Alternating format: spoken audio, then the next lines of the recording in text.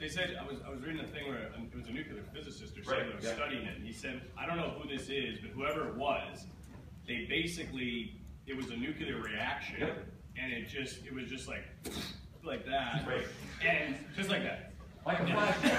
Yeah, like you guys, you know, it's kind of like how your flash goes off, you know, and that's exactly. And then it just burned the image onto just sends the image onto the cloth as he was gone.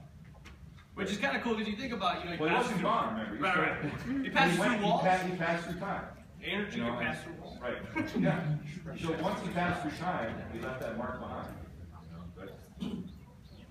Other questions? Yes. Yes, you mentioned there are various reasons why the carbon-14 dating might be in error. For you, what's kind of the best argument that it might be in error? Well, I think the best one's one we heard last night, because they keep coming up with new ones, and they write these papers, and there's all kinds of, the one I use all the time is the linen cloth, because that's probably the easiest one to see for an audience, but the part of the cloth they cut, and I can show you over here, I'll just do it over here. The part of the cloth they cut was this corner piece right here. You can kind of see, you'll see it when you see the shroud. I mean, it's fairly evident. You know, there's a piece missing in the corner. And when they took that piece out, what happened was, as I said, it had been through several fires, 3 fires in particular, and this bad fire here burned a lot of it. So the Sisters of Poor Clare, they put a backing on the back, all right? And then what they did was they wove in a new edge here with cotton, and they didn't know that when they did the carbon dating. And then they reweaved it together.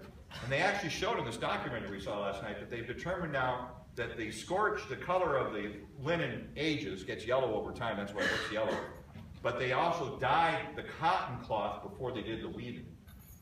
So you couldn't really see it to the visual eyes, and they didn't really notice it when they did the spectrometry photographs from the 1978 project.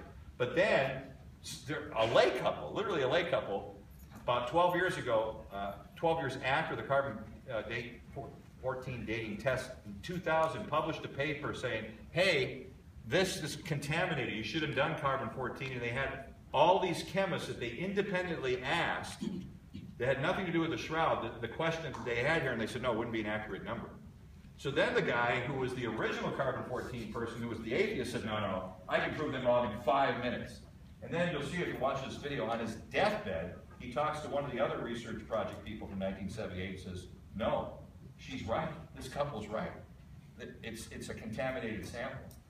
So he's probably the one to really read that whole thing. You can Google that up and read that, but it's fascinating how it's basically a contaminant. It makes sense. It's up in the corner, you know.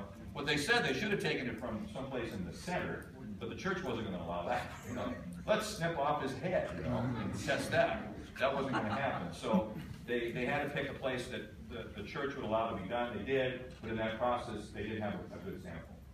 Also, extreme heat skews carbon dating, and it's been in 3 fires.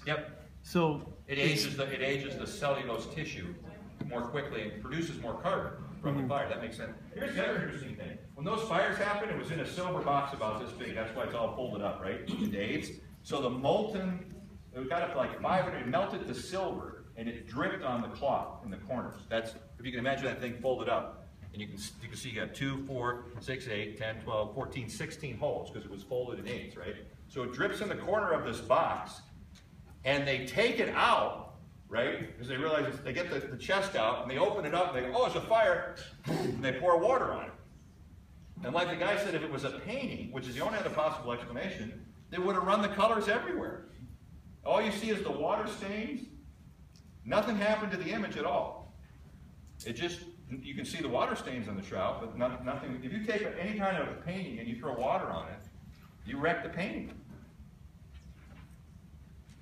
So that's pretty remarkable as well. We know who's trying to burn it up, but you know, so far so it hasn't happened. Yes? I can't actually refute the textile argument where it's been taken from the side.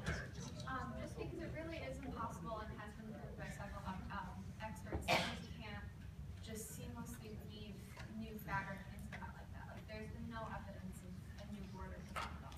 Oh no, there is a new border on. They don't argue about that at all. I mean, if you look, the scientists who still think the carbon-14 dating tests are correct, they readily admit that there's carbon in there, but since there were 4 samples taken from that area and give them to 3 different laboratories, they believe that that's a representative sample. But they all know that there's cotton threads in there as well. They've done like some kind of chemical analysis. They know there's cotton mixed in with the land. Yes. Did you say we actually get to like stand Yes. in front of it for 3 minutes? Well, you'll come up. What'll happen is, if you can imagine, this is the church, right?